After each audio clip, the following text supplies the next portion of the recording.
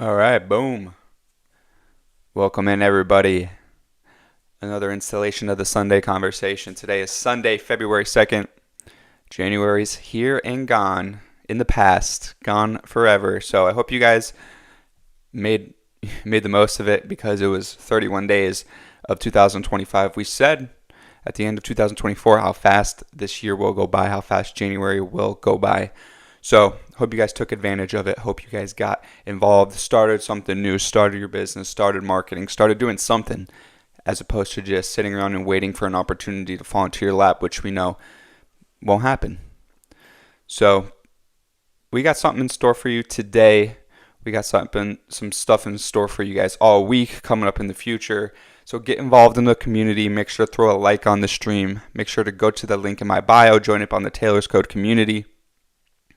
If you guys, whatever platform you guys on, we're there somehow, some way, making a difference. So search it up. Search the Taylor's Code. I actually just made a new Facebook page yesterday because I think the features that the Facebook page gives you as opposed to an Instagram page, it's just more. It's already integrated in Facebook ads. You could do a post as opposed to Instagram's just a square block picture. So I was doing some research, doing some reviews on that, and so far I like the features a lot. It has reels that you could put up. You could put up posts. You could link all different websites. Could link different products. So I really like the features that are going on there so far. So as you guys know too, we're on X, streaming here, we're on Twitch, we're on YouTube, so you guys can catch us pretty much anywhere in any corner of the web. So make sure to go throw a like, follow us on all social medias, the Taylor's Code. So I got a couple things I want to talk about today, so make sure you guys are in the chat saying what's up, what's going on. But I also thought of a new section of the Sunday conversation, just because, Priamo always likes to play some tunes in his live stream on the Saturday university calls, and I thought we could go bend for bend. So we'll see what happens here.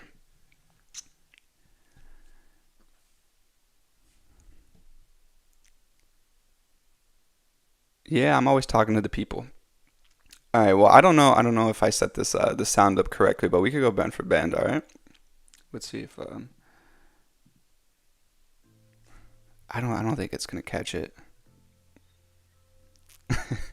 We could go bend for bend.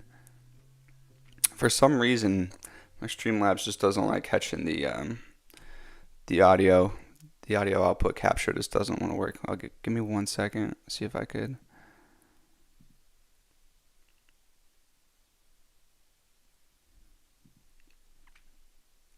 I know a way I could do it. Just give me 1 second.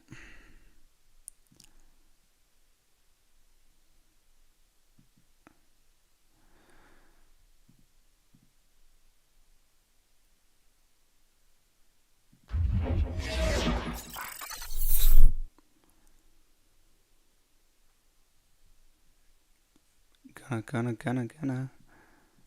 All right, let's see if this works.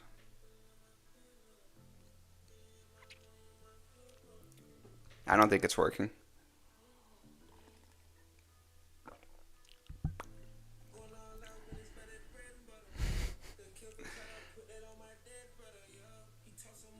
I don't understand.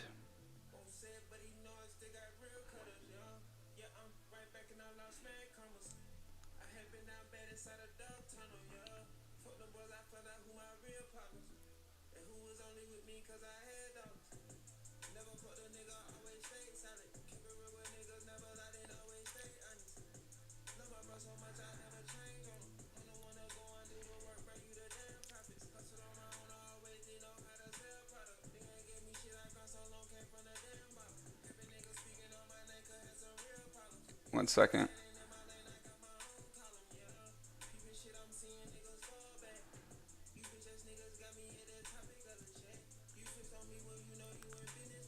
I don't understand why. I got it through the source and everything, but when I share my screen to play a YouTube video, it works.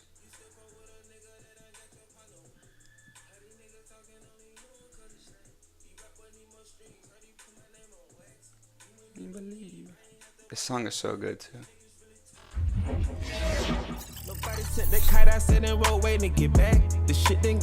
Really? I don't understand. Alright.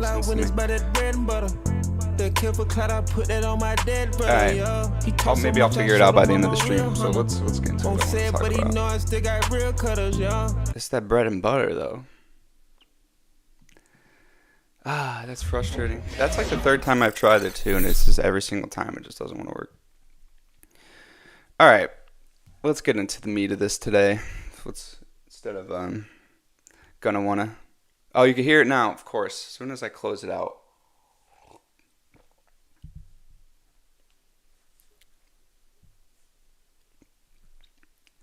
It doesn't show me if it's playing or not.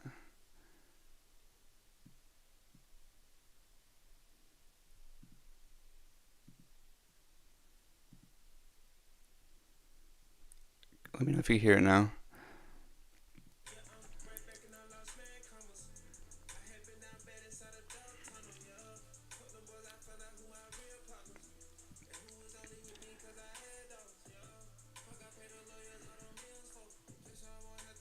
No.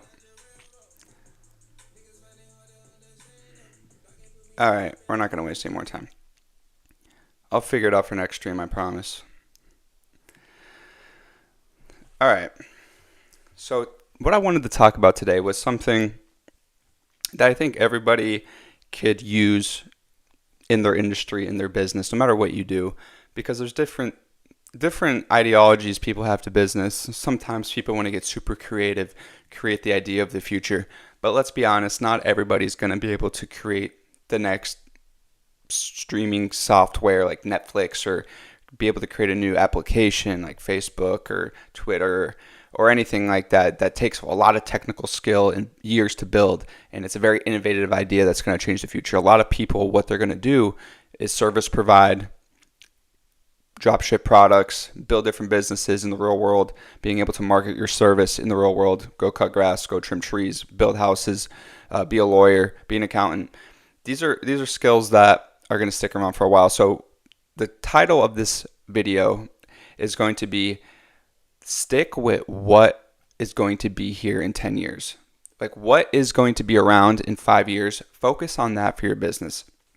And I think that a lot of people will try to be innovative. They'll try to be the next Zuckerberg, and they'll try to make the next Facebook app. But if you focus on what will not change in your business, as opposed to how you think the environment's going to change in the next 3 to 4 years, I have to adjust and do this in 3 years. It's going to change this way in 5 years. I'm going to get ahead of the swing.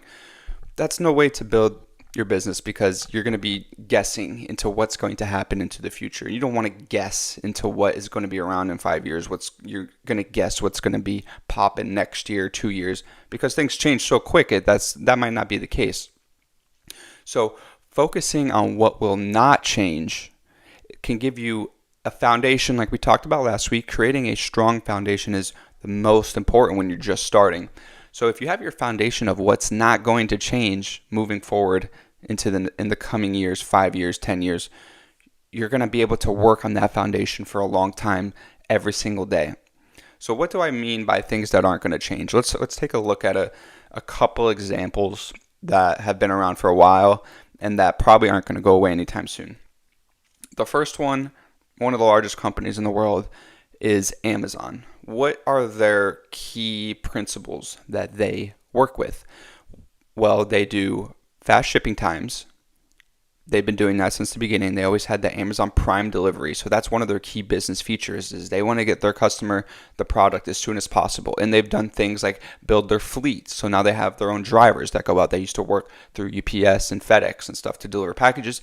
And they built the business around getting customers their products fast. So they built their own delivery driving system. Now you see they have like the Rivian trucks that they're buying from Rivian to go all electric fleet and all these different things. So they're even enhancing it even more. Probably pretty soon it'll be self-driving Rivians that are delivering packages, and they don't even need people anymore. So it's going to evolve for them even more than it already has. A second principle they have is friendly return policy. So if you don't like something from Amazon, not only can you return it 99% of the time. But sometimes, and I've had personal experience with this, they just let you keep it. They're like, "Oh, listen, it costs more for us to send you a label and ship it back to us, store it in the warehouse, and then resell it than if you just kept the $10 product." So a lot of times Amazon just lets you keep the stuff you buy even if you don't want it. So that's a friendly policy that they've done for a long time. Especially, I think that started with the books. A lot of people would buy books and then they used to return them. Amazon just said, all right, just keep them. Like, we're not a library, we don't want to have old books on hold. And then also Amazon, they have evolved in other ways, like Amazon Web Service, but also it's just cheap products, right? Like, you could go on Amazon and pretty much get anything you want for a decent price. It's pretty competitive with every other online store. So those are three fundamental things: good prices, good customer service with returning goods, and fast delivery times that are going to be around, that have been around for 10 years, and that will be around into the future. So Amazon has laid a good foundation for that moving forward. Amazon's an anomaly because they're one of the largest companies in the world, but there's trends in this that other companies do as well. Another one that I wrote down here that I had that's a big one is, if you look at foreign car companies, specifically Japanese car companies, they're not the most luxurious. You're not going to get into one and think it's a spaceship that's got Alcantara leather, it's going to be all nice. But what they do very well is reliability. Toyota, Hyundai, Honda, all these cars are known for their reliability. So when customers buy these cars, they know that they're not just going to break down in a couple years, 2-3 years, that these are cars that are going to run for 20, 25 years, 30 years. Sometimes you see old 1990 Honda Racers with loud exhaust rolling down the street all the time. So people know that when they're buying a Japanese car specifically, they're getting a reliable brand.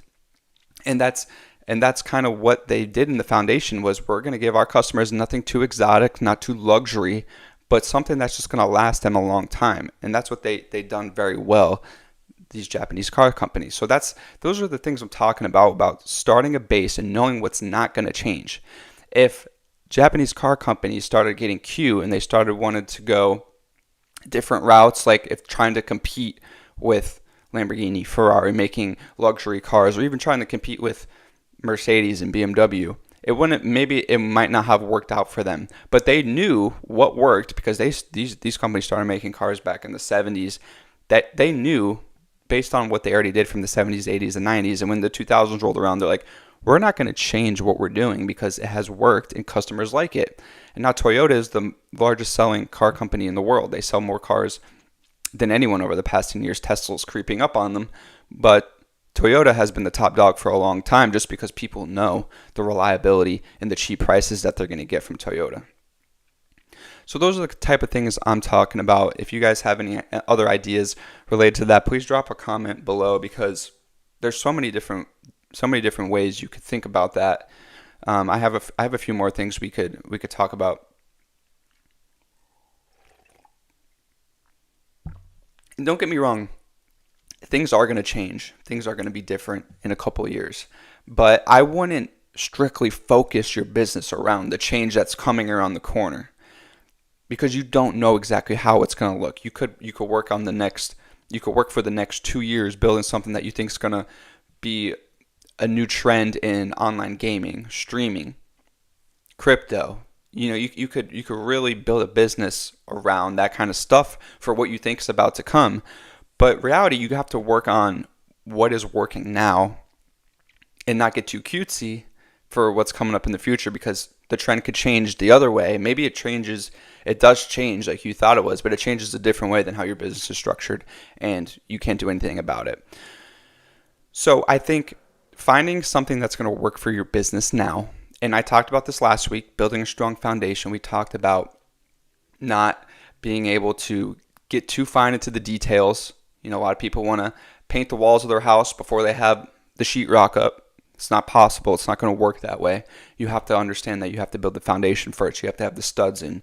You have to have the concrete laid before you start getting too cutesy with the details. And I think the details and the stuff can change after time. And that's the stuff that does change. That's the stuff that's supposed to change, is the paint on the walls of your business.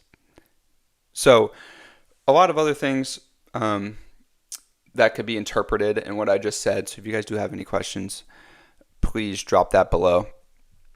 But for me, what I think, depending on what you guys do and what I do, is online sales, online internet marketing, online e-commerce. And what is going to work now that is going to work into the future and that has worked into the past is getting quality products to customers with good marketing. I think that is a reliable system that's going to move into the future forever, for the foreseeable future, because that's what online e-commerce has been. And even using the Amazon model, when they first started off, they started the bookstore, right? They were kind of the pioneer of online sales, online retail. Them and eBay. eBay had a different philosophy where people put the products up themselves, which later Amazon adopted, and now that's why you can buy anything you want on Amazon. But what is going to work for you, especially if you're starting off in 2025, what I would do if I was starting from completely scratch, is you have to take what you want to sell. It could be anything. That's the beauty of online sales, is you could sell anything you want. It could be a digital product, physical product, large, small, and whatever you're selling, and you could absolutely blast it out to the masses. And this was something that, if you guys didn't watch the University Live yesterday with Priamo, he hit on this point perfectly. And it actually resonated with me a lot, is that if you have a product and you're not marketing it to anyone, and you just have the page there, even say you're running ads, right? Because you could run ads and people are going to see it. But if you don't have eyeballs on what you're selling, it's pointless, right? It's pointless. So you have to make sure that you have your product and you have an efficient marketing plan of how you're going to do it. You have to own it, go after it, put it out there every single day. And people are gonna catch on, eventually want to buy it. So with the route you could go, I think getting a good product that you like, that you're gonna stand behind for a couple years, and then just blast marketing, and you're bound to make money. It's a no-brainer. As long as you have a decent web page that could check people out, you have a couple pictures, it's easy. People do it every single day, and all you have to do is stay up on it, and you could go. And like I said, don't try to get too cutesy of what is going to be changing in the future, because who knows what it's going to be in a couple years. It could be completely different. So just continue to stay up on it and read. I mean, there's so many different platforms now too. You could think of eBay, like I said. There's Etsy. A lot of people do Etsy now for digital products. If you want to do, I even see Poshmark now is a big one for e-commerce. Amazon, obviously, Amazon FBA is a big one if you're going to be selling. That's a lot thinner margins than having your own store, Amazon FBA, because Amazon's going to take a fee for storing it in their warehouse. Amazon FBA stands for Amazon Fulfillment by Amazon. So they're actually going to hold it in their warehouse and then they're going to ship it out. So they charge you a pretty good fee for that. So just keep that in mind when you're doing it. Maybe if you're just starting out, you want to start local. Maybe you have a couple things online. I know we have a guy in the Taylor's Code, Sebastian, who has a Facebook marketplace that he's built online. So Sebastian, if you're watching, I see in your store, and I really like what you're doing there. So that is a route that you could go, is the Facebook marketplace, because maybe you just want to keep things on hand. Maybe you home make things and you want people to just come and pick it up online. Well, you could do that by a Shopify store. You could do it by the Facebook Marketplace, putting it up on there. People in your local area are going to see it. Maybe they want to buy it. Another one that's local like that, that's a little outdated now, but I think a lot of people, it used to be very popular and even is kind of popular for different things, is Craigslist. So that's another one. So there's so many different options out there. Once you have your product up on a site, go with a marketing strategy. If you guys haven't watched my prior videos, I've walked through a couple different marketing strategies now, from Google ads to Facebook ads, and there's other ways you could do ads as well. Those are just the two popular and the ones that I use the most. Facebook ads, well, the meta ads, and Google ads, because Google ads will drive the most traffic directly to your link. But Facebook is also better for if you want to make a personal connection with people, making reels, making posts, adding your link to it. It's a great way to connect with people. So any questions, guys? Any questions, please throw them in the chat. Whatever you want to talk about.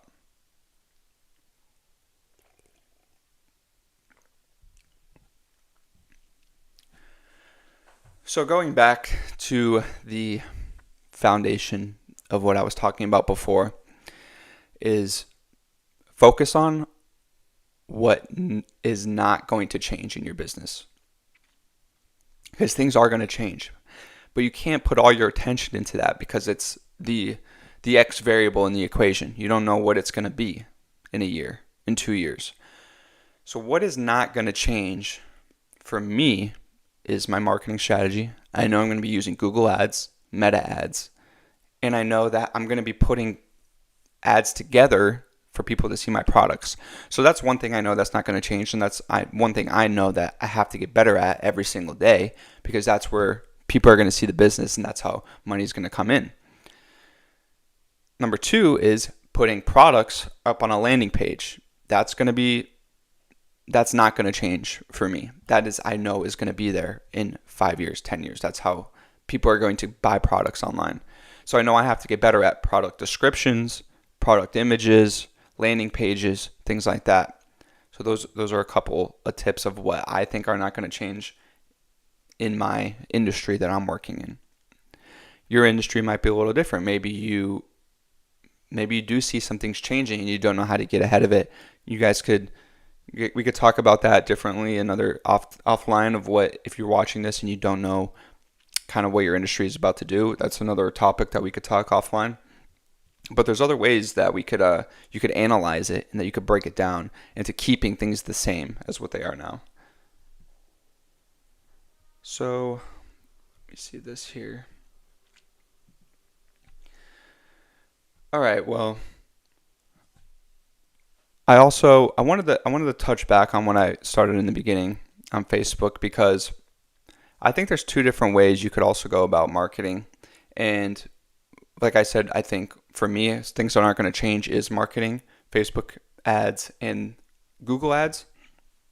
But the thing is, there's also organic in there. So organic is super important. And a lot of people always ask me, when they're starting an e-commerce company specifically, they're like, should I go organic or paid ads?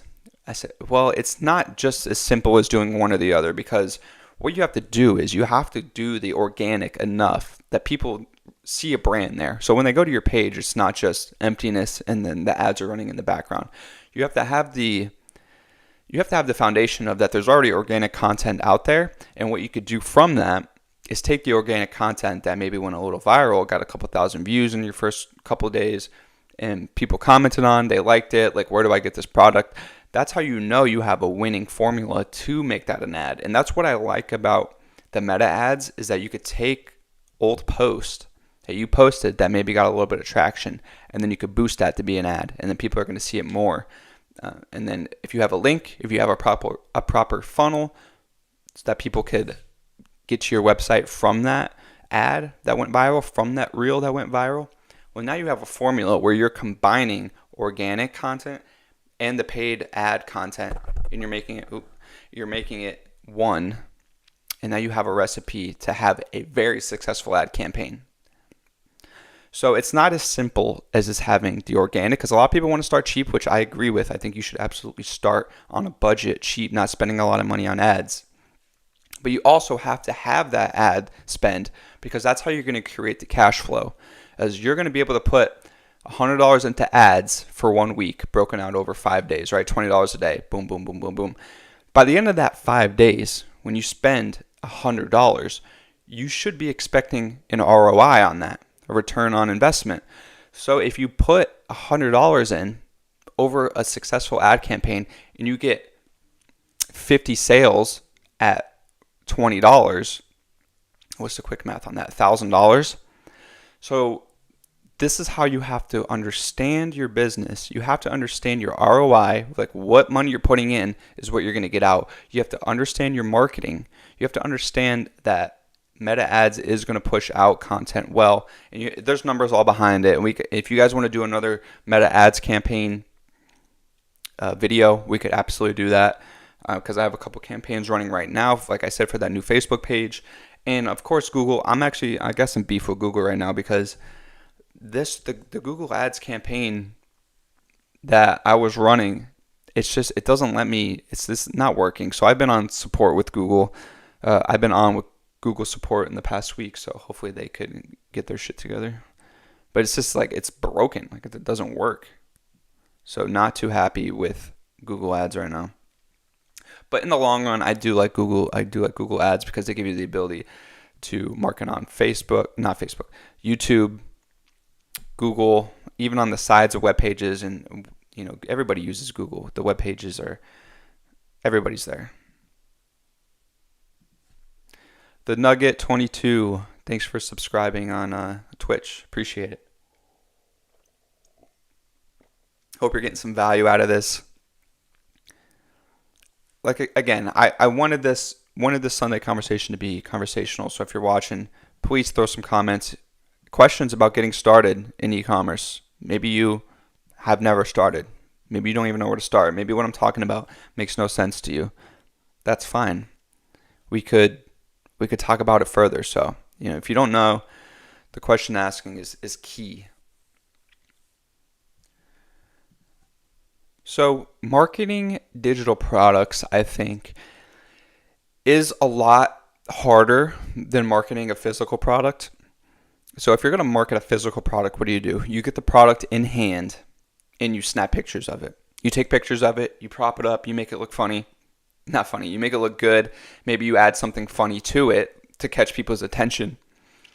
And you could even now use tools like AI backgrounds. If you go on Canva, you could take your product, remove the background, and then add it to like a stage that make it look good, make it look good lighting. So there's all different ways to make a physical product look good. And I think a lot of the reason why you don't see good digital product ads is because you're selling them on what the benefits are of the product. You're not selling them on the actual product itself.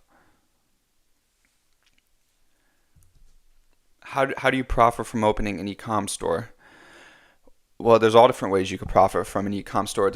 It's pretty simple. All you have to do is find your supplier, and I'll break it down by exact profit. If you're doing a physical product, you're gonna have to source that product from a supplier, someone who makes it. Could be from China. If you guys watched my last video, I recommended getting videos from the USA manufacturers, places that are made in-house in the United States. So that's going to cost you money, right? So say if your product cost you $20 to buy, you're already in the hole technically $20. But what you could do is, now that you have a product supplier, there's going to be a customer out there that's going to want to buy it. So like we talked about, building landing pages, building marketing. And if you go the organic route to start off, it's completely free, right? So all you have is your expense of $20 to buy the product, and you're going to sell the product to a customer for $40. So you're looking for 100% return on investment. So if you build your landing page out correctly, you drive traffic to it effectively, given Facebook, Instagram, Twitter, YouTube, however you decide to drive traffic to it, Google with Google Ads on the landing page, people are going to start to see it, is the goal. So once people start seeing it, they see, oh, okay, this product is $40. I saw it on Amazon for $45. Okay, I'm going to buy this product. They go onto your Shopify store, on your landing page, click. Now, that's the beauty of Shopify, is that once they buy on Shopify, it's going to send an invoice to the supplier, wherever it is. Could be China, could be made in the USA, wherever it is. That supplier is going to now take the product and ship it directly to the customer. So now you're going to get paid $40 from the customer coming in, right? $40. And you're going to pay $20 to the supplier. So now you netted $20 in this transaction, right? You're the middleman in the transaction, supplier, customer. You're facilitating the advertising for the customer to see the product, for then the supplier to sell the product. So you've netted $20 for this product.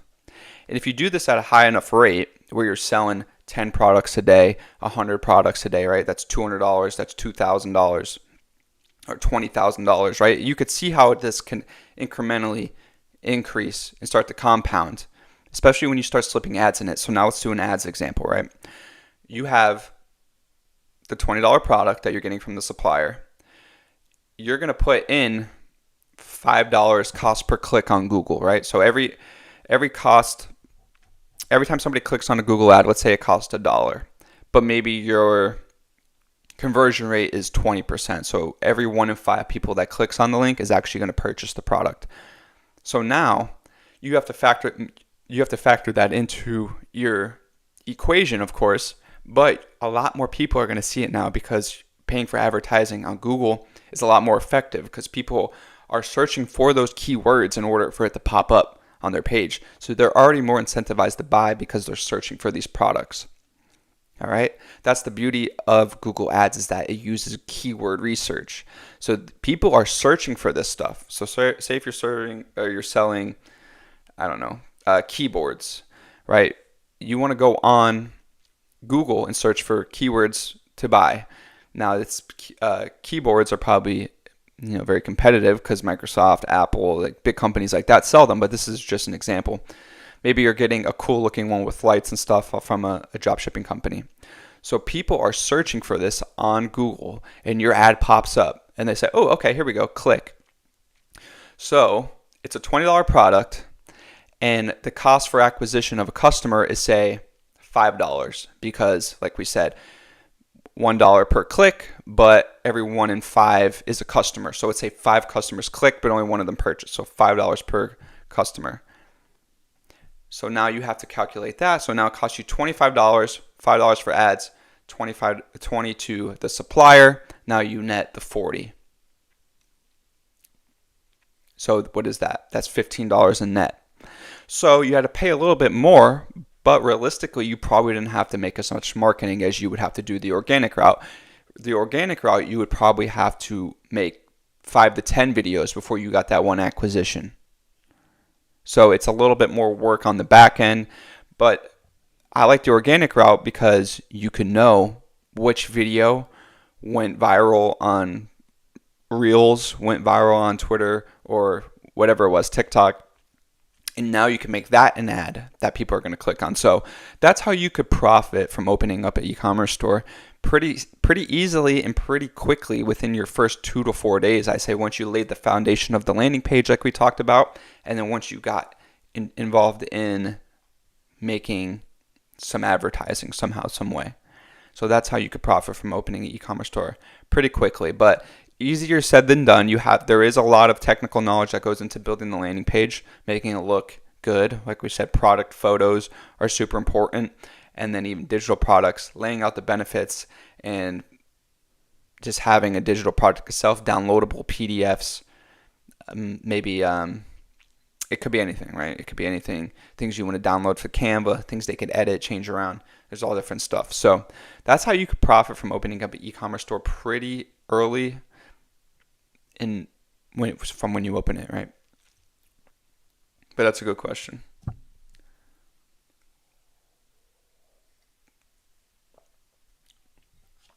All right. So that leads me to my last point, which I kind of already touched on in that rant, was because somebody asked me this a couple days ago. Where is the best place to do graphic design for your website, for your products, for your listings, and things like that? And I made a video on Canva before, so if you guys haven't checked that out, I dove a little bit deeper into Canva and all the features that it has. But I believe Canva is the best because, one, it's a library and a database of every picture, every company brand, all different types of infographics you could put on, YouTube thumbnails. Like, there's so many different things you could do in Canva, and I think they have a really good product, like a product builder. So you could take products that you see on Facebook ads, or not the product itself. What I'm trying to say is like the layout of the ad, right? It's just like a picture, but it lays out the benefits and how much it costs. So I think that's the best way to do it. Just go on Canva, play around, take your product picture, remove the background, add it to the advertisement. And then from there, all you have to do is start posting it, getting it out there, getting it the eyeballs in front of people, making the offer for your dollar amount that you want to sell it for after you calculated your net income from what you're going to buy from the supplier. So Canva is a great tool to use. So make sure you guys are staying up on those graphic design tools for your e-commerce business, because visually it's going to help you a lot. It's going to lock in customers a lot quicker. do you mentor people to build e-commerce stores? Yeah, so what you guys could do, if you guys have an e-commerce store, say you want to do an e-commerce store audit, maybe you're not getting sales, maybe you want to start from complete scratch, you guys could go into the Tailor's Code, check out the link in my description for the Tailor's Code, and go to the e-commerce section of the Tailor's Code, and you could book a call with me there, and when we could look at your e-commerce store over a Zoom call, and we could see if it's the right fit, because there's a lot of people that have stores or want to get stores built, and we could do that for you. We could get e-commerce up and rolling. All it takes is a couple of days, like I said. So if you guys are serious about it, I will mentor you and we'll get you started in e-commerce. So go onto the Tailor's Code and go into the classroom section where we teach people to do things, and you can see my one-on-one coaching offer there. All right. Well, that's all I had for today. See, we had a good amount of viewers here. Good amount of viewers on YouTube, good amount of viewers on Twitch. All right, so we'll be back on Wednesday for the Gentleman's Code, Wednesday at 8 a.m. So go check that out, subscribe and follow for that. And also we'll be back next week for a Sunday conversation. So I'll see you guys then.